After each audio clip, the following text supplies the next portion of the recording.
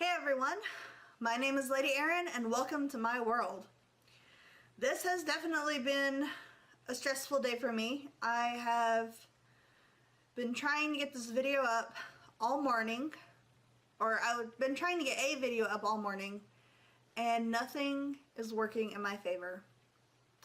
So we're going to improvise, and we are going to play this game called Will You Press the Button? And it gives you a list of scenarios, and you have to decide if you're going to accept the scenario or if you're going to pass.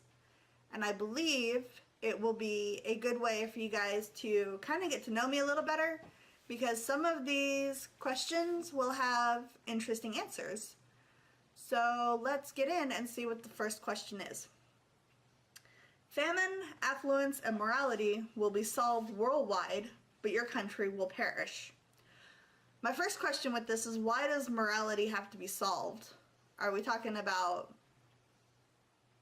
like a golden rule across the board type thing? Or are we talking about all morality is gone? Like, there's too many questions with this.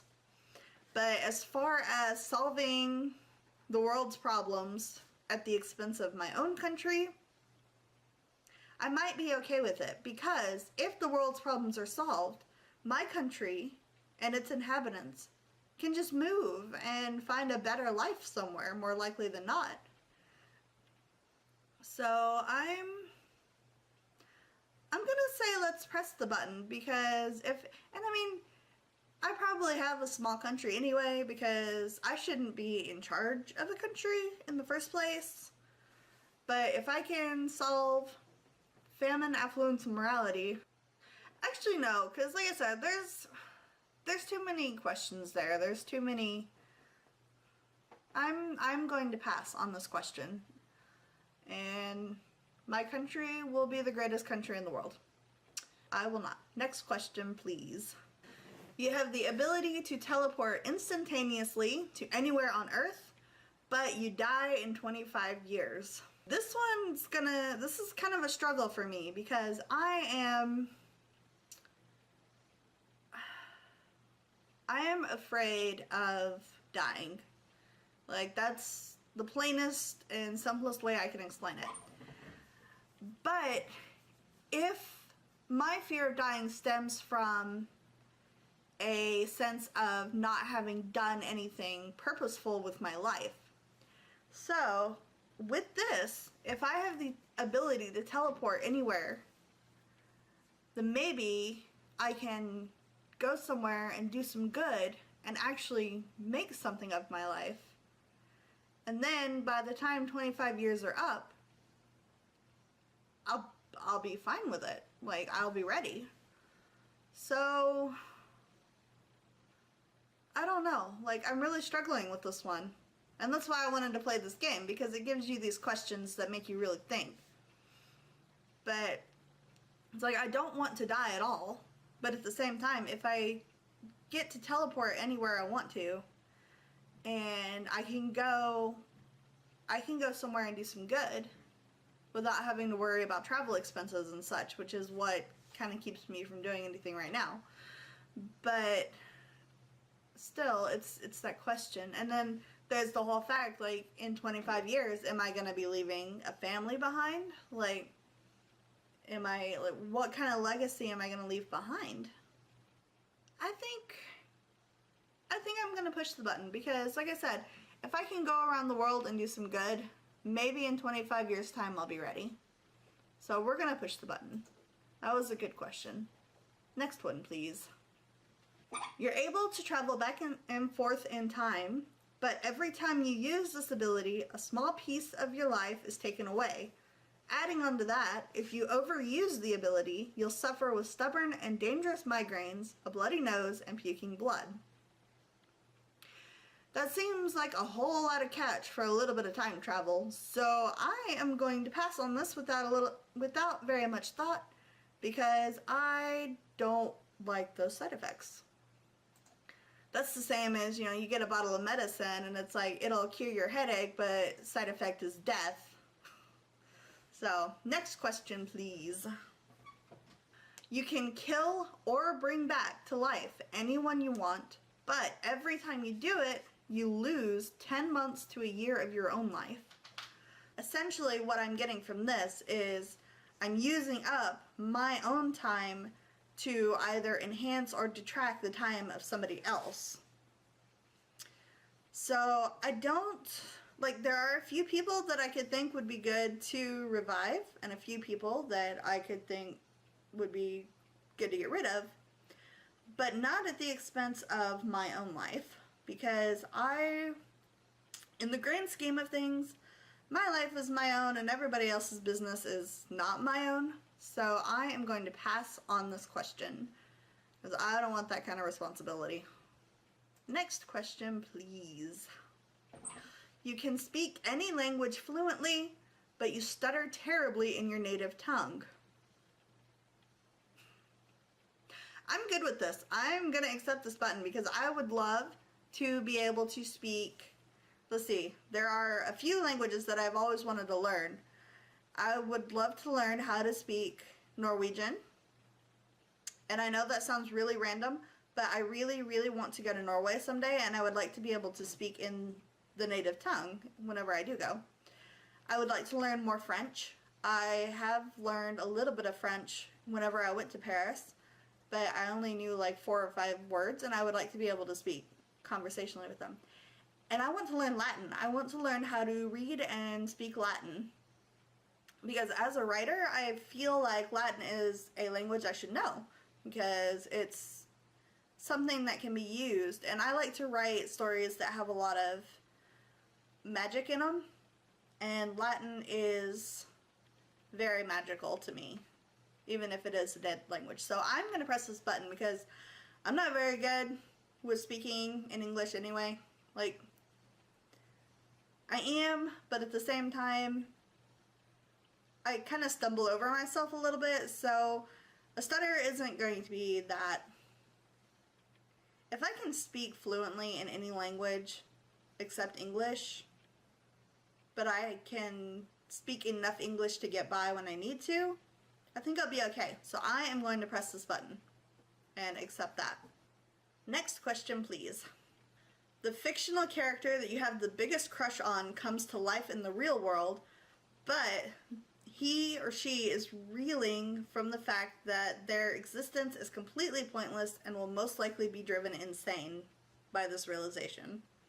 The fictional character that I have the biggest crush on. Okay, that's going to be a challenge because as somebody who is very emotional and very empathic, I fall in love with fictional characters so easily.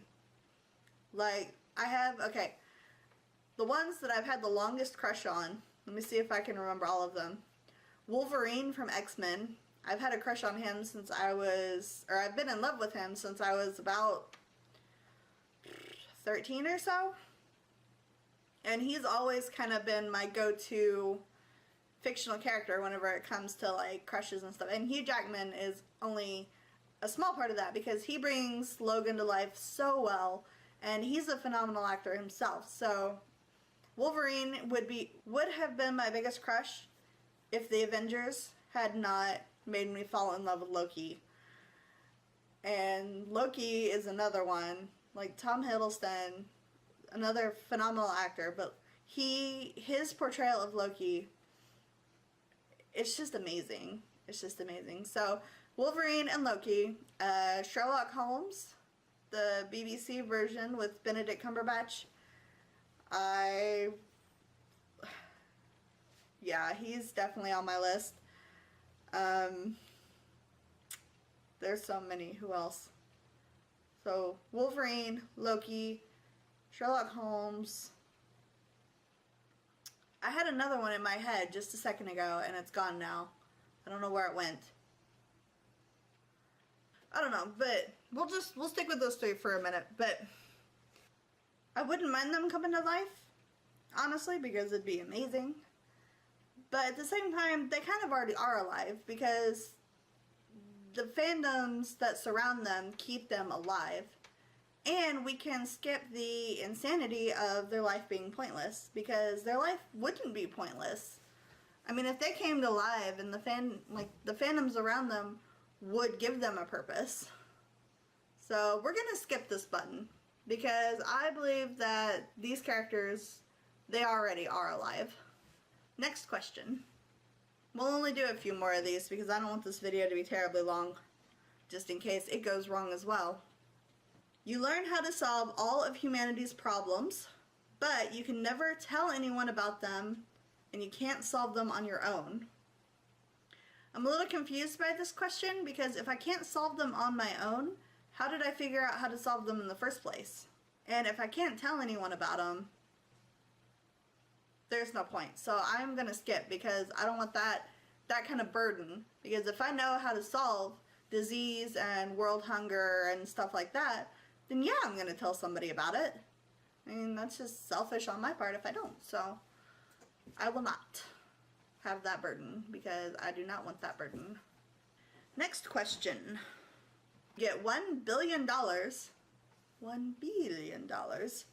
But wherever you go, you'll see the animal that you're most afraid of. Okay, I'm fine with this because I don't really have an animal that I'm most afraid of. I mean, I respect and fear all animals pretty equally. So if I had to pick one, it'd probably be spiders. And I know that's cliche, but spiders do kind of freak me out. And I find it interesting because they're so small. Like, why are we scared of something that's so small? But at the same time, I think it's the fact that they are so small and that you never know where they're going to be that scares us. So, and I see spiders all the time. Like, my house gets infested with them. Those big old grass spiders, and those things are freaky. Like, when a spider is big enough to sit on your couch and have tea, then there's a problem. But I will risk $1 billion, or I will risk seeing spiders everywhere for the sake of $1 billion because you can just buy some bug spray. So I will press that button, yes please. Next question. You get to travel the whole world, own anything you want, and meet whoever you wish, but you will never find love. This is kind of a sad question. Like, why would people give up on love? Love is everything. But getting to travel the whole world, own anything you want, and meet whoever I wish, oh, that's tempting. And it's hard to look at some of these questions because I'm very happily married, so I've already found love. So does this mean that I will never find new love, or is this taking away the love that I already have? If it's taking away the love that I already have, I'm going to decline. But if it's saying that I will never find other love, I'm going to accept.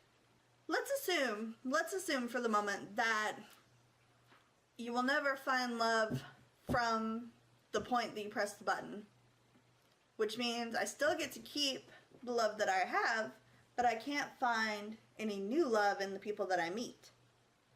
Yeah, under that logic, we're gonna press the button.